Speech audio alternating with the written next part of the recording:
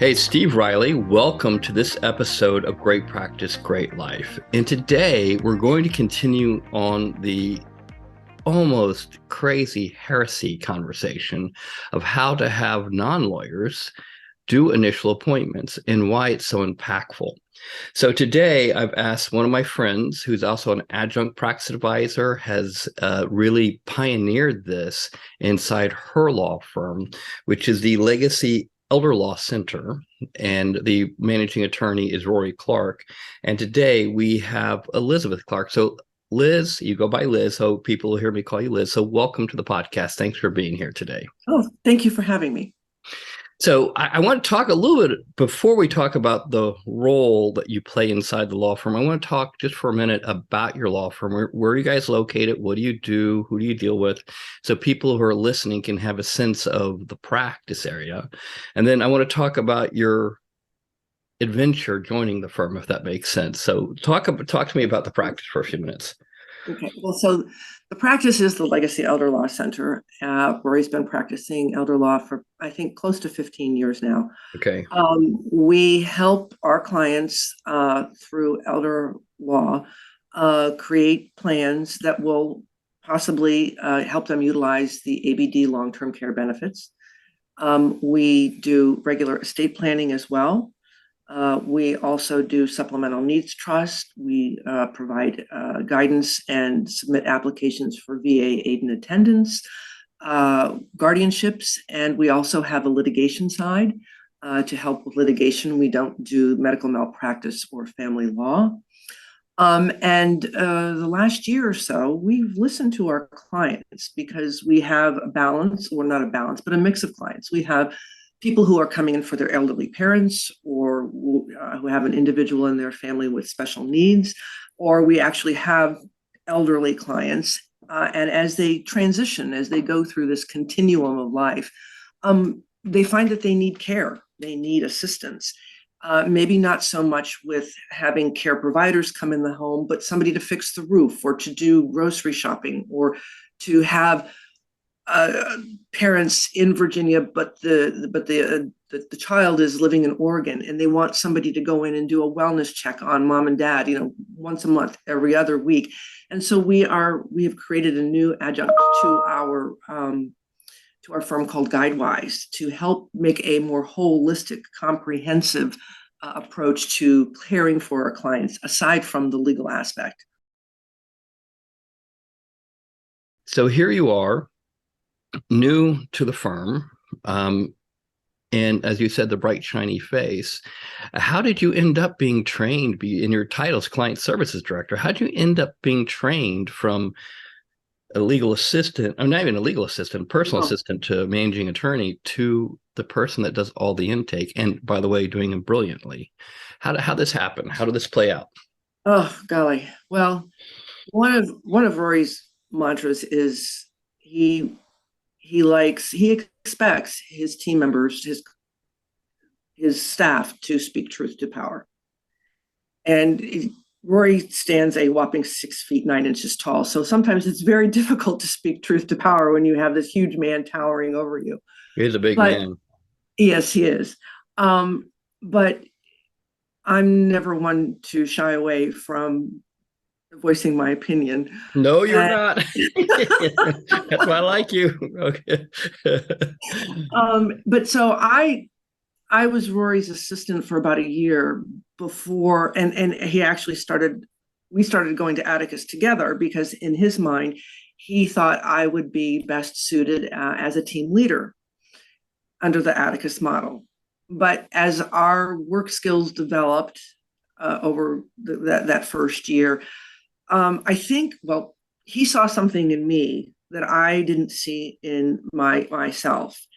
And tandem with touching on this non-attorney initial consultation at Atticus at one of our meetings, the idea was so unique to him and so exciting that he wanted to implement it. He wanted to explore it. Because up to that point, Rory had been doing all of the initial consultations, and Rory is extremely, extremely good at what he does. He's very talented. He's a brilliant lawyer and strategist and knows how to solve problems. But to your earlier point, Rory does infuse a lot of his personal knowledge and his humanity and gets into the legal aspect when he has his ICs. And so it makes it very, very long.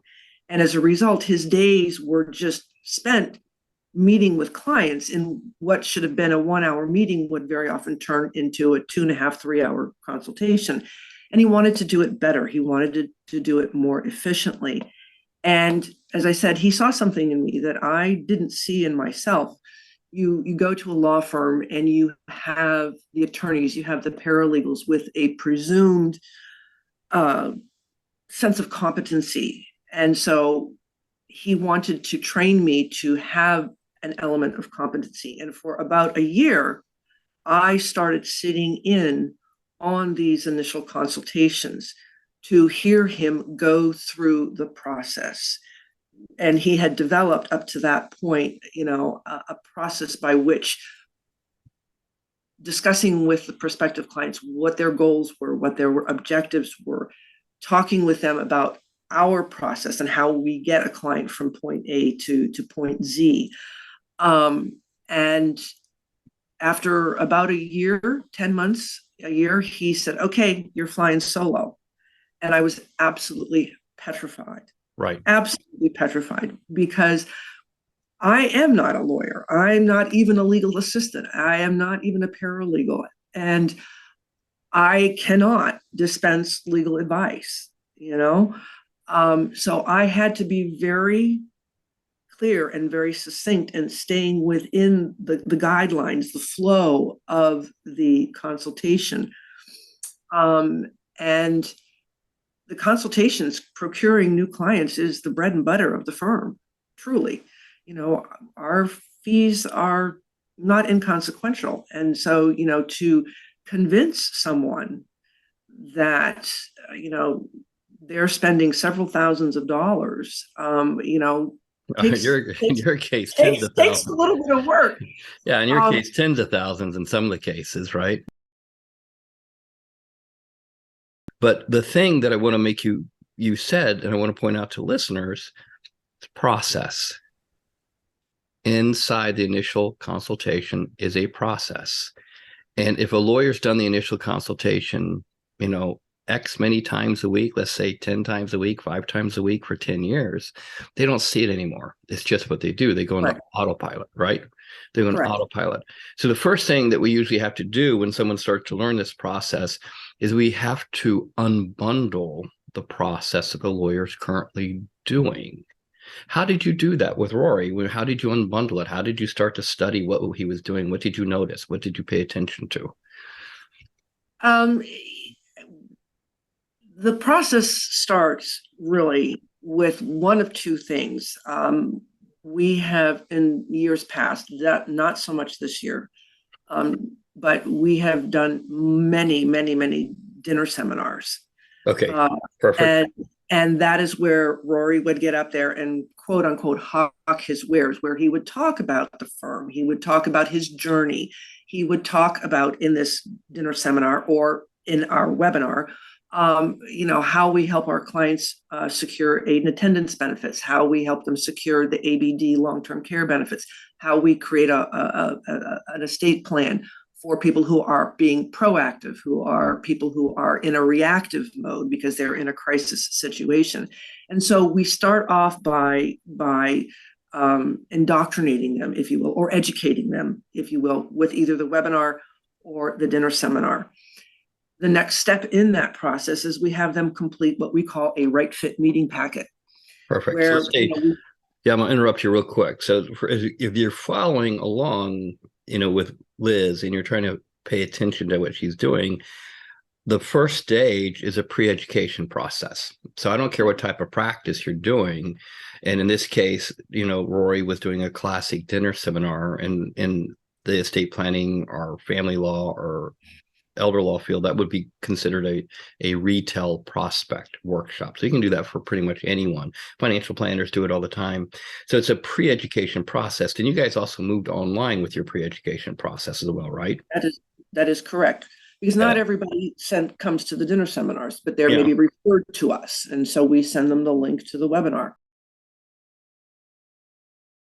So if you're looking at implementing the empowered team and you're trying to figure out how to have a more impactful initial meeting, one of the things is to think about your prospect pipeline, how the prospects get ready for meeting with the firm. So how do you pre-educate them?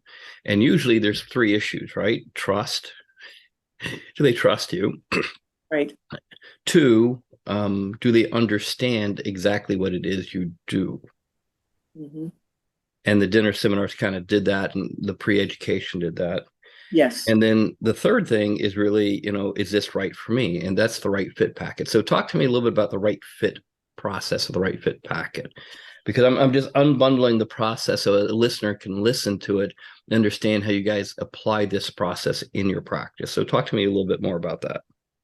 So whether a prospect views the webinar or attends a dinner seminar, they are given what we call a right fit meeting packet to see if they are a right fit for the work that we do, hence the name. It gives us background on client one, client two. Are they a veteran?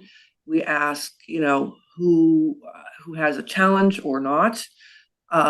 Family members, children. We have a whole page where we list concerns, priorities, preservation of the home. What's your level of urgency? Do you want to shelter and protect your assets from long-term care costs? Do you want to protect from divorce or disability? Do you want to avoid probate? Do you want to be a burden? Do you want to avoid being a burden personally or financially on your children? We look at that.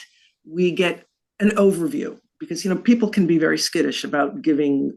We don't want them. We're not asking for account numbers or anything like that. We want an overview of what's in the bank, what's retirement, investments, value of your home. We need to know in advance, roughly, what assets are out there to shelter or protect.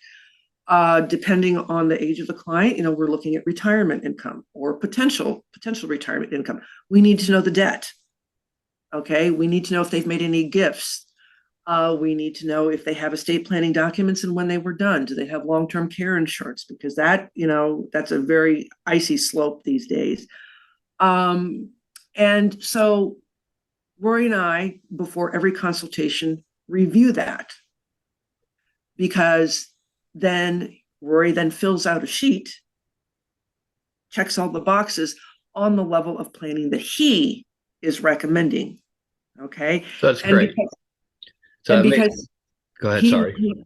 Because we meet so many people, in any given week, he doesn't always remember his recommendations. So we put it to paper and he initials it. I would even go so far as to say it's a CYA, because then I take their right fit meeting packet and his summary recommendation, and I go into the consultation with that. And I can then say, well, Rory is recommending a 5-year advance plan. He is recommending a MAP, that type of thing.